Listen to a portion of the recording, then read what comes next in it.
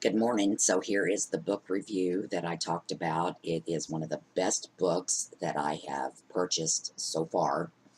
It is called The Prepper's Canning Guide by Daisy Luther. It's not a very big book, but man, is it packed full of useful information. It's one of the things I hate about some of these canning books and prepping books is they're not like real. It's like, okay, buy the Amazonian vanilla and only use, it's totally Martha Stewart crap that it's like, okay, my Walmart doesn't sell Amazonian vanilla, so get over yourself and give me a recipe I can use. Anyway, love, love, love. Less than 10 bucks. Totally encourage you to get it. Has easy to follow instructions. If you have never canned before, I would tell you to get this book because the instructions for both pressure canning and water bath canning are superb. They're fantastic. What she talks about in this book, we stock away 50 pounds of beans and rice and all these things, and all that's great, and you need to do that. But, if something happens and all you got's beans and rice and stuff like that, not to mention what that's going to do to your digestive system. You're going to get sick of it and you're not going to eat. And that is not the time of your life that you don't want to be eating. You're going to need those carbs. You're going to need those calories and protein. So what she does is give you recipes for things to put on the rice to add with the beans or put beans in, etc. Exactly what I needed, exactly what I was looking for. I had been doing that kind of myself. Whenever I can, I kind of have that thought process in mind. Okay, what am I going to do with this after I can it? She helps you out immensely. There's a bunch of stuff in here I've marked.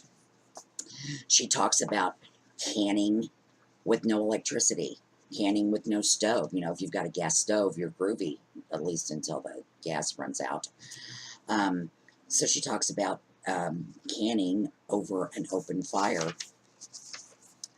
And of course, I'm one of these. I notate in my books because I think of things and I don't want to forget them. So here's where I notated my idea for a contraption that will allow me to pressure can over an open fire and how I will control the heat and the pressure. She talks about canning on a wood stove, cooking on a wood stove. There's a trick to that because the heat's different. You can't just turn the dial to 350 and be good. You can't put the burner on medium and be good. You got to control that fire. She talks about, canning all through the year, in the summer and the fall. Of course, we have our gardens. We're canning all the things that we've grown. Easy peasy, we know what we're doing, but come wintertime, I've always been a year-round canner. I grab sales. It doesn't have to be grown out of my own garden. As we know, by my 5 pounds of limes. But, she talks about doing your meat canning during the winter versus your vegetable canning, doing your vegetable and fruit canning in the summer and fall, and your meat canning in the winter. She talks about also an idea that I hadn't thought of or heard of. Sometimes when you get really zealous in your jelly making, you end up with 5,000 jars of jelly. Now, I tend to not have a whole lot of jelly left over because I give away a ton. However, her suggestion is, come summer, you've got your jars, and yeah, you can always go buy jars, but what if you can't go buy jars? Take some of that old jelly that you're overstocked with, and you're going to can more of that summer, and make fruit leather with it. So she touches base with a little bit of dehydrating. Love, love, love. So, long story short, best book ever so far. And let me also give you another tip. One of the expenses that I do keep, and I've been weeding out a lot. I mean, we're getting rid of all this extra crap because, you know, basically today's world, you just throw money at everything. Everything. You literally can do nothing without throwing money at it. It's freaking ridiculous. And we have not paid for TV in years, which, you know, Papa was really freaked out about that in the beginning. But I showed him that we didn't have to have this $120 freaking satellite bill to have nothing to watch on TV. And we could pay 40 or 50 bucks and get Hulu and Netflix and Prime and blah, blah, blah, and have plenty of nothing to watch on TV. So I've been kind of weeding that down a little bit because, you know, to be perfectly honest, I'm not watching Hulu all that much. So I'm like, get rid of it. You know, yeah, it's only $11.99, but hey, that's $11.99. That's a freaking case of jars. But one thing I'm not going to get rid of is my Amazon Prime, and that's because it is all encompassing. You know, it has a lot of movies and a lot of shows that I watch. It has my free shipping that I use because we do a lot of it's 30 minutes to get anywhere. Unless we want to just go to our local store, and he's got stuff, but you're going to pay more, but you don't drive, but, you know, back and forth. So I do a lot of online. So I will keep the Amazon Prime, but part of my Prime benefits is the fact that I can look at books for free. They have all kinds of things, the Kindle lending library that I can borrow a book just like a library. And what I do is I download these books and I look at them. And I decide, well, you know, do I want this in a hard copy, or do I not want to worry about spending the money on a hard copy? Because even if you have your books downloaded onto your device, whatever, iPad, Kindle, doesn't matter, it's on there and you don't have to have Wi-Fi to look at it. However, what if it's hard to get it charged? What if, you know, it becomes impossible for that device to keep running? So these important books, I want to be able to have them no matter what. This is one of them. And there has actually been a few that I have bought. And like I said, I don't buy them unless I have looked at them on my Kindle and said, you know what, that this one's worth my money. Because you know what, my money's worth something, and I'm going to buy stuff that I need. I'm not going to buy a book and then it just be crap, because that's how I've lived my life. So we're changing that. Anyway, I want you to get on Amazon. I want you to look this book up. I actually will have a link at the end of this video for you to be able to go right to, or at least put into your web doobie-jigger technical term, so that you can go right to it and you don't have to look at it. You know, they've got a lot of stuff, and if you are a Prime member, which really, it's amazingly that almost everybody is. If you aren't, you need to consider it. If you are, you've got these resources available to you.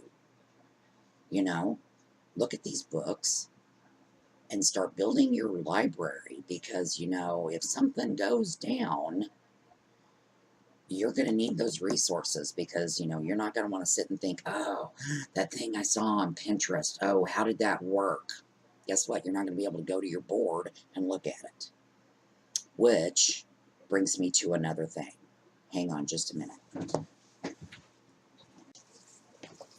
Your Pinterest board and Facebook and all those things. And you know what? You know, this day and age, it is amazing the resources we have.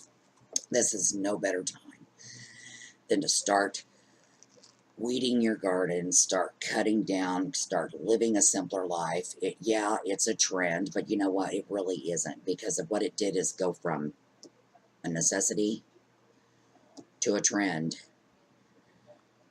But did it really quit being a necessity? I mean, I think we all kind of need to cut things down and make things a little simpler.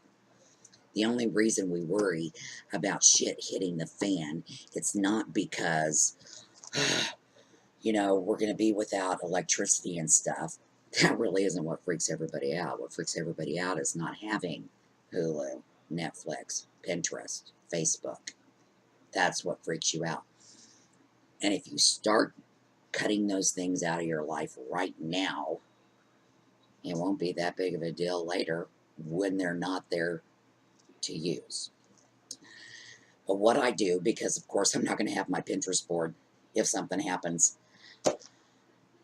Some of you know, 1,000 years ago, I used to be a 911 dispatcher, and I actually was licensed to certify 911 dispatchers in every state of the United States. So I had this giant binder. Well, I obviously haven't looked at this binder in a long time.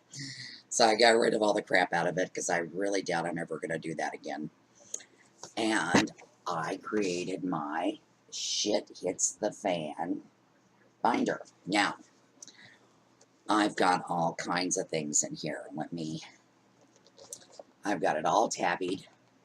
You know, I've got a section for gardening. I've got a section for my livestock. I've got a section for bushcrafting, foraging, shit hits the fan, medicinals, canning. So all these articles that I get and pinned to my Pinterest board, I'll print out and I'll put them in my book. Because you know what? There's a lot of ideas out there that are really good ideas, and there's a lot of people that have been doing this a long time. Why wouldn't I use their education in my favor? They're willing to share their information, and I'm willing to take it. So this is another thing I suggest you do, besides buying the hard copies of great books that you have deemed worthy of your coin. You need to be printing these things out, and you need to have a binder. And you know what? You need to have a binder with your important stuff in it. Your birth certificates, your car titles, crap like that. Because those are things that you're going to want to access immediately. Because you know what? You may need to sell your car to live. You may need to prove who you are. So anyway, but that's a whole nother thing. Recipes, canning, livestock information later on. And you know what? Even before shit hits the fan, like this summer, I will be getting in this book and going, yeah, I remember this about those beans. I'm going to do that. You know? And if it doesn't work, I'm going to get it out of my book and find something that does work. Anyway, that's about all I have for you today. Later on, we're going to do some hardtack. That's going to be fun. So, I will see you later. Bye.